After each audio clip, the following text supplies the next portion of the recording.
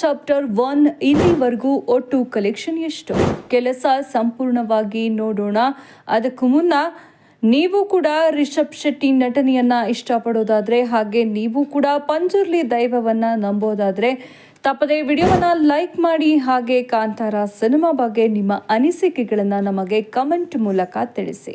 ಹೌದು, Kantara chapter 1 cinema ಬಿಡುಗಡೆಯಾಗಿ 25 ದಿನಗಳಾಗಿವೆ. Cinema box ಆಫೀಸ್ನಲ್ಲಿ ಭರ್ಜರಿ ಕಲೆಕ್ಷನ್ ಮಾಡ್ತಾ ಇದೆ. ಸಿನಿಮಾದ ನಿರ್ಮಾಣ ಸಂಸ್ಥೆ ಹೊಂಬಾಳೆ ನೀಡಿರುವ ಲೆಕ್ಕಾಚಾರದ ಪ್ರಕಾರ ಕಾಂತಾರ ಚಾಪ್ಟರ್ 1 ಸಿನಿಮಾ ಬಾಕ್ಸ್ ಆಫೀಸ್ನಲ್ಲಿ 818 ಕೋಟಿಗೂ ಹೆಚ್ಚು ಮೊತ್ತವನ್ನ ಈಗಾಗಲೇ ಗಳಿಕೆ ಮಾಡಿದೆ. ವಿಶ್ವ ಬಾಕ್ಸ್ ಆಫೀಸ್ನಲ್ಲಿ ಮಾತ್ರವಲ್ಲದೆ ಭಾರತೀಯ ಬಾಕ್ಸ್ ಆಫೀಸ್ನಲ್ಲಿಯೂ ಸಿನಿಮಾದ ಕಲೆಕ್ಷನ್ ಬಲು ಜೋರಾಗಿದೆ. ಅದರಲ್ಲೂ ಸಿನಿಮಾದ ಹಿಂದಿ ಆವೃತ್ತಿ ಗಳಿಕೆಯಲ್ಲಿ ದಾಖಲೆಯನ್ನೇ ಬರಿತಾ ಇದೆ. ಕಾಂತಾರ ಚಾಪ್ಟರ್ 1 ಸಿನಿಮಾ ಈ ವರ್ಷ ಈವರೆಗೆ ಬಿಡುಗಡೆ ಆದ ಯಾವುದೇ ಸಿನಿಮಾಕ್ಕಿಂತಲೂ ಹೆಚ್ಚಿನ ಗಳಿಕೆಯನ್ನ ಬಾಕ್ಸ್ ಆಫೀಸ್ನಲ್ಲಿ ಈಗಾಗಲೇ ಮಾಡಿದೆ. ಈ ವರ್ಷ ಬಿಡುಗಡೆಯಾಗಿ ಅತಿ ಹೆಚ್ಚು ಮೊತ್ತ ಗಳಿಸಿರುವ ಸಿನಿಮಾ ಅನಿಸಿಕೊಂಡಿದೆ.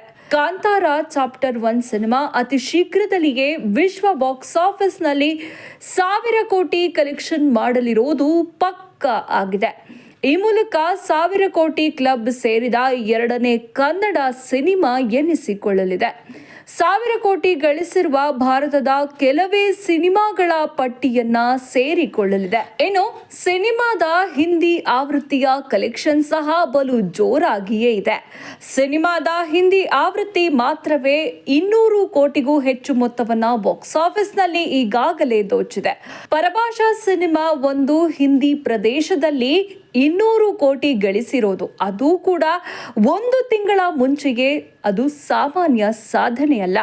ಪುಷ್ಪ 2 ಹೊರತುಪಡಿಸಿದ್ರೆ ಇತ್ತೀಚೆಗೆ ಇನ್ಯಾವ ಸಿನಿಮಾ ಸಹ ಈ ಸಾಧನೆ ಮಾಡಿಲ್ಲ. ಪುಷ್ಪ 2, ಬಾಹುಬಲಿ, KGF 2 ಸಿನಿಮಾಗಳ ಹೊರತಾಗಿ ಹಿಂದಿ ಪ್ರದೇಶದಲ್ಲಿ 200 ಅಥವಾ ಅದಕ್ಕಿಂತಲೂ ಹೆಚ್ಚು ಗಳಿಕೆ ಮಾಡಿದ ದಕ್ಷಿಣ ಭಾರತದ ಸಿನಿಮಾಗಳು ಯಾವುವೂ ಇರಲಿಲ್ಲ.